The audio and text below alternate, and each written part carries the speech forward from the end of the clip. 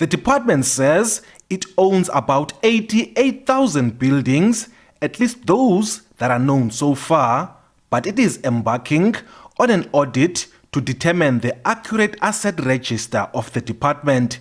It's emerged that some of the buildings have been hijacked.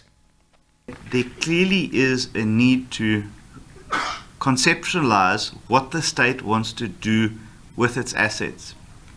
If there are 338 buildings that have been hijacked, and I met with the mayor of eThekwini this week, which also dealt with a number of bad buildings there, it's clear that the state doesn't use all of these buildings and never will. So we then need to start optimizing them, rationalizing them, disposing of them, call it what you will. But what we can't allow is our buildings to contribute to crime. The department says there is a continuous process to determine the number of hijacked buildings. The minister highlighted about the hijacked building. It's a continuous process of continuous identification of those buildings as well.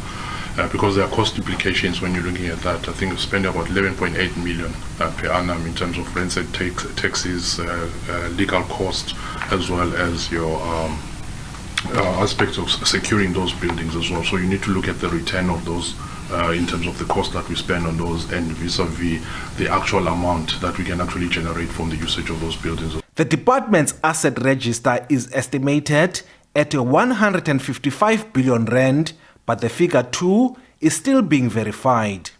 I am not convinced that we get value for money out of those leases, number one. So I think that we are paying excessive market rates for some of those buildings. And I even hesitate to bet that there are leases for buildings that don't even exist. So what we have said is we're going to do a 20% random audit of our leases. MacPherson says lease agreements to the tune of 6 billion rand a year are also being reviewed. I'm not comfortable or convinced that the asset register in the state that it is accurate, or that the valuation is fair and true. Because I have been contacted by many members of the public to say that, did you know you own this? Do you know that you own that? Or this house was owned, but it's now been transferred to someone. And I think that there's been a lot of malfeasance with regards to the register, because it's provided a smokescreen for people to loot assets of the state.